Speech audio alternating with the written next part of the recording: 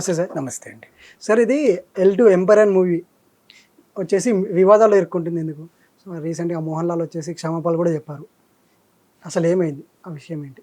ఎంపురన్ movie చాలా వివాదాల్లో ఇరుక్కుందండి. ఎందుకంటే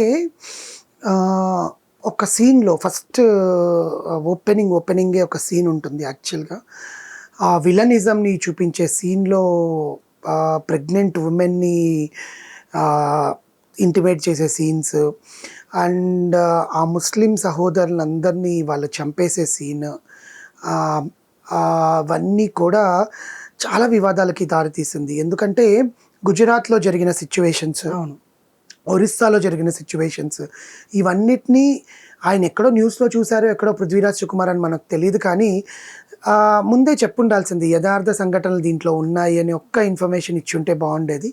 but and they did not give the disclaimer also, ఇవన్నీ కల్పితమే జరిగింది కాదు అని కూడా. సో ఆ డిస్క్లైమర్ కూడా లేకుండా తీసిన సినిమా మలయాళంలో ఆల్మోస్ట్ ఆల్ 100 crore క్లబ్లోకి ఎంపురన్ చేరుకుంది. మోహన్ లాల్ గారిది 100 crore క్లబ్లోకి స్థానం సంపాదించుకుంది. అండ్ రిపీటెడ్ ఆడియన్స్ చూస్తున్నారు because the way he created this thing. And పాతక వాటికి ఈ పాటకి కొంచెం డిఫరెన్స్ ఉంటుంది అంతే. అక్కడ టొవినో థామస్ సంబంధమే లేదు. ఎందుకంటే టొవినో థామస్ అక్కడ మనకు సీఎంగా వచ్చి ఏం జరిగింది, తర్వాత ఈయన వెళ్ళిపోతాడు కదా, ఆయన ఎవరైతే మోహన్ లాల్ గారు వెళ్ళిపోతారు కాబట్టి మోహన్ లాల్ గారికి ఇబ్రాహిం ఖురేషి అని, అబ్రామ్ ఖురేషి, ఓకే, కేఏ, ఆయన్ని ఖురేషి అబ్రహం అంటారు. ఆ కేఏగా అసలు ఏంటి, ఇక్కడ పిలిచే పేరు వేరు, అక్కడ పిలిచే పేరు వేరు. సో ఆయనను మళ్ళీ ఇక్కడికి తీసుకురావాలి అంటే టొవినో థామస్ ఎవరితో చేతులు కలిపాడు, ఆ చేతులు కలిపిన అతనికి పాస్ట్ స్టోరీ ఉంటుంది. అసలు అతను ఎవరు, అతనికి మోహన్ లాల్కి సంబంధం ఏంటి, అంతా ఏదో కలగా పులగం లాగా ఏదో మొత్తానికి ఒక కమర్షియల్ మూవీ అయితే తీసుకొచ్చాడు. ప్రపంచంలో ఉండే అన్ని దేశాలు తిరిగేశారు వాళ్ళు, ఎక్సెప్ట్ హైదరాబాద్. అన్ని దేశాలు తిరిగారు వాళ్ళు. ఓకే, మొత్తం China, Tibet, Kenya, Italy, Spain, ఎక్కడెక్కడో అసలు యుగోస్లోవియా, మొత్తం ప్రపంచం అంతా తిరిగేశాడు పృథ్వీరాజ్ సుకుమార్.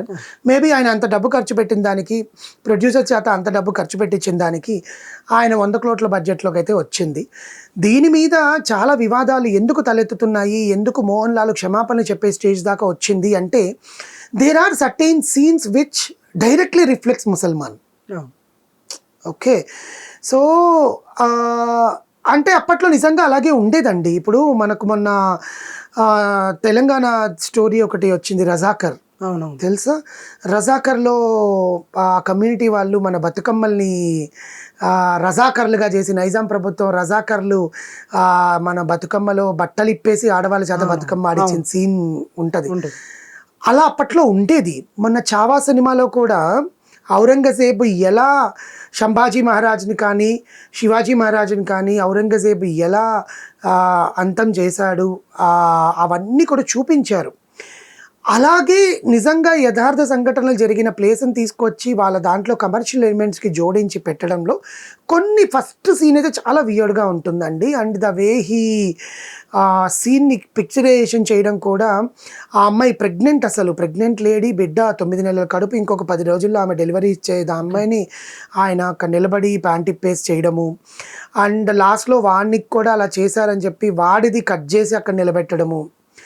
ఈ సీన్స్ అన్నీ కూడా ఏంటంటే సినిమాకి కమర్షియల్ ఎలిమెంట్స్కి ఆ విలనిజం చూపించడానికి ఉంటుంది, కానీ but the way you communicate should be different. నేను అనేది అంత వైలెన్స్ అవసరంలా.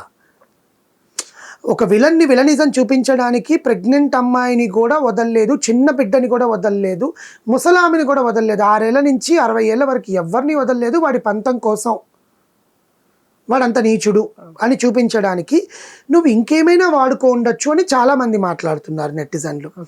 అండ్ మోహన్ లాల్ గారు క్షమాపణలు చెప్పారు, అలాంటివి ఏమైనా వివాదాస్పదమైన విషయాలుకి ఆయన తరఫున ఆయన సంబంధించడానికి ఆయన మాట్లాడి ఉంటారే తప్ప పెద్ద ఆయన దాంట్లో ఏం ఉండదు. బికాజ్ ఎందుకంటే ఇక్కడ పృథ్వీరాజ్ సుకుమార్ అని ఈ సినిమాలో హీరోగా కూడా చేశారు.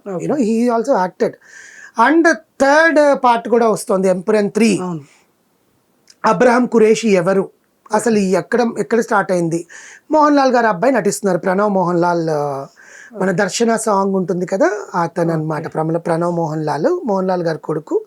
అతను యంగ్ మోహన్ లాల్ గా, యంగ్ ఖురేషి ముంబైలో స్టార్ట్ అవుతుంది, అక్కడ ఎండ్ అవుతుంది సినిమా. థర్డ్ పార్ట్ అంతా కూడా నాకు తెలిసి ప్రణవ్ మోహన్ లాల్ మీదనే ఉంటుంది, ఓకే. అలా తీసుకొస్తారేమో అనుకుంటున్నాము. బట్ ఎంపురన్ ఏ పరంగా చూసినా కూడా ఇట్స్ పక్కా కమర్షియల్ మూవీ అండి.